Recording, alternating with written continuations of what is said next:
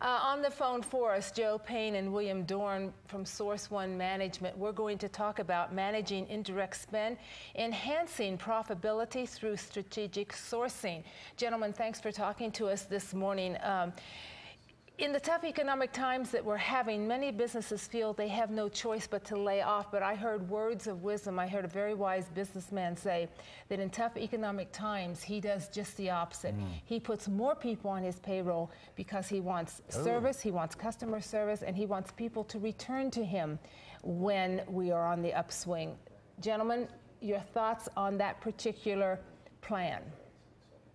Absolutely. We agree with that. And thanks for having us on the show, by the way. You're very welcome. You know, we find that in tough economic times, the first thing companies start to do is cut heads.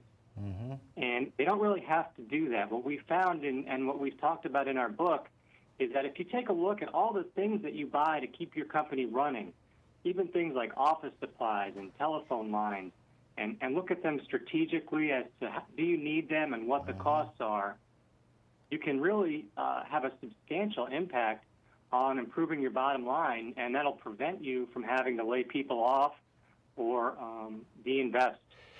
Joe and Bill, I was in the Chamber of Commerce business for most of my life, and I used to tell business owners, you know, people are your greatest resource that you have.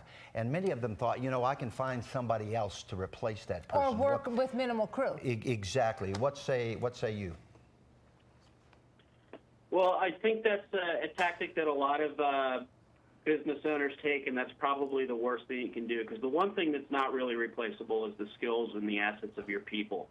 So really what you have to focus on is a way to keep your business afloat without letting go of those critical resources, because those are the same resources that took you to where you are today, and they're going to help you grow to the next stage in your business. So we're talking business improvement and cost reduction should be explored before we start to lay off staff or people who are working for us. Again, it's bringing the business in the door, no matter what kind of business you have. It can be a restaurant, it could be a manufacturing company, it doesn't matter. Bringing customers and business in the door should be our focus.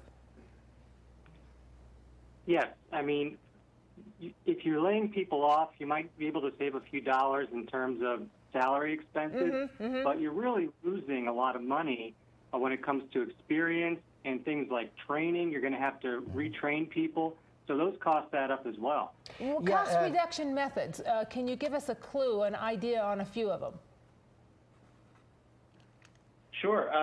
Our book specifically is talking about something called indirect spend. So a lot of businesses kind of focus on two things when they feel some hurt. The first, of course, is what we're talking about is laying people off. And the second is they kind of focus back on the raw materials, or we call them direct materials, that they may use to run their business. So the materials that go into the products or service that they make or they sell.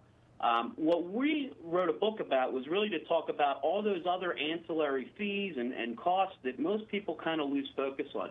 So your generic categories that every business shares, like office supplies, benefits and insurances, especially you mentioned restaurants. Even they have high liability insurances and building maintenance insurance, and even freight and shipping and things like that. There's all these different categories that companies don't particularly do a fantastic job of making sure that they're getting the best bang for their buck. Joe and Bill, in many businesses, you've got departments, and you've got departments heads that are putting budgets together, and many of these people don't realize how to put a budget together and where the money should go, correct?